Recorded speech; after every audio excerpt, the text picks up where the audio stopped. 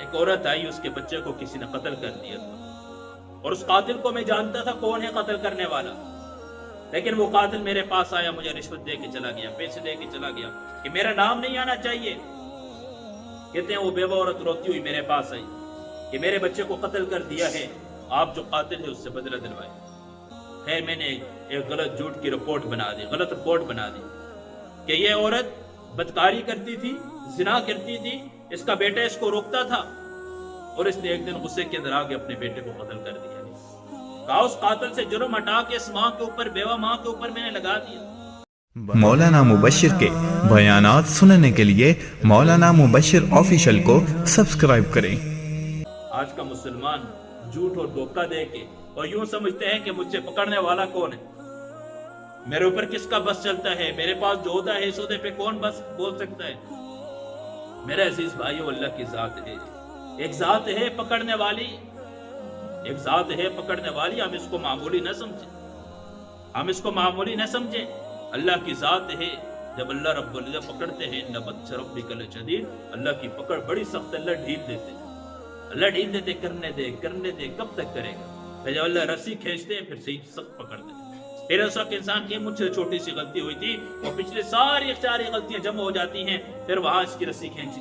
میرے عزیز بھائی اور دوستو، ایک کتاب ہے ناقابل یقین سچے واقعات، اس کتاب کے اندر ایک واقعہ نقل کیا ہے،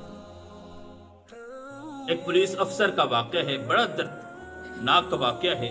بتا رہا ہوں کہ رشوت لینے والے، سود کھانے والے یہ نہ سمجھے کہ ہمیں پکڑنے والا کون ہے، ہمارے اوپر ہاتھ کس کا ہے، ہم کسی کے بس میں نہیں ہے، ہمارے اوپر طاقت ہے، ہمارے پاس عہدہ ہے۔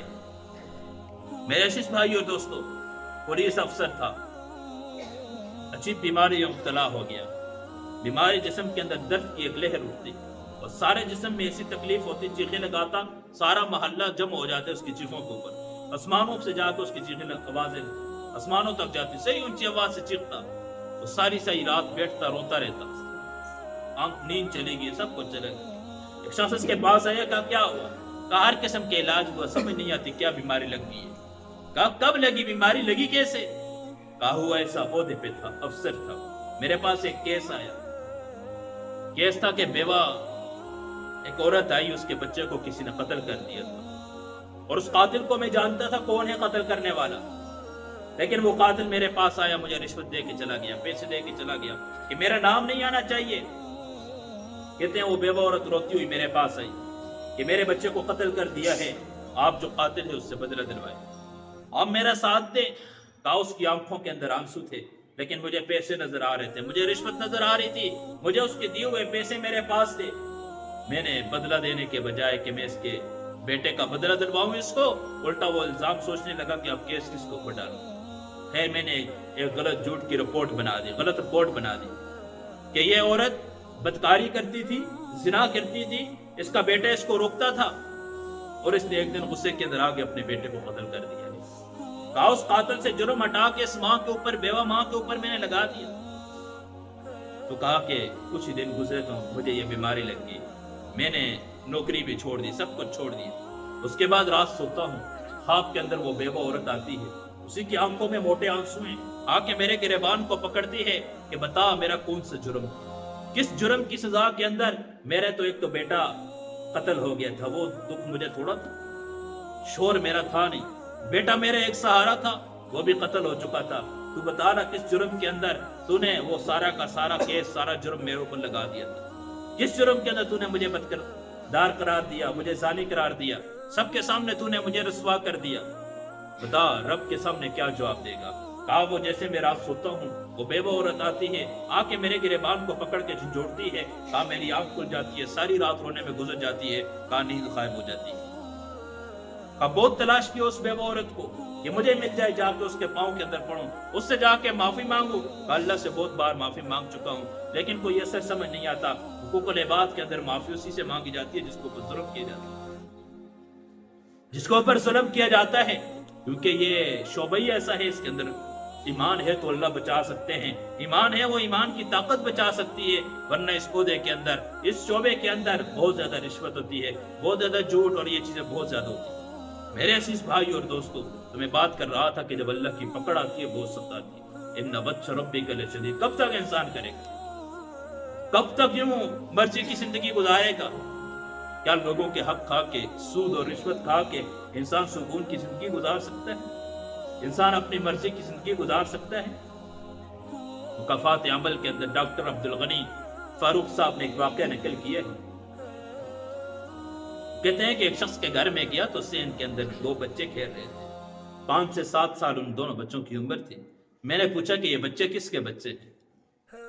تو انہوں نے کہا کہ یہ ایک نواب صاحب ہیں، یہ ان کے نواسے ہیں۔ میں نے کہا وہ نواب صاحب کہاں ہیں؟ کہا وہ بڑے حالات کے اندر ہیں، بڑی غم کی زندگی گزر رہی ہے، بڑی پریشانی کے اندر گزر رہے ہیں۔ میں نے کہا کہ خیریت ہے، کیا ہوا؟ کہا ہوا ایسا کہ وہ سرگودے کے اندر ایک تعلیمی ادارے کے اندر تھے اور وہاں انہوں نے 3 کروڑ روپے کی کرپشن کر دی، وہاں مال غبن کر دیا 3 کروڑ روپیہ۔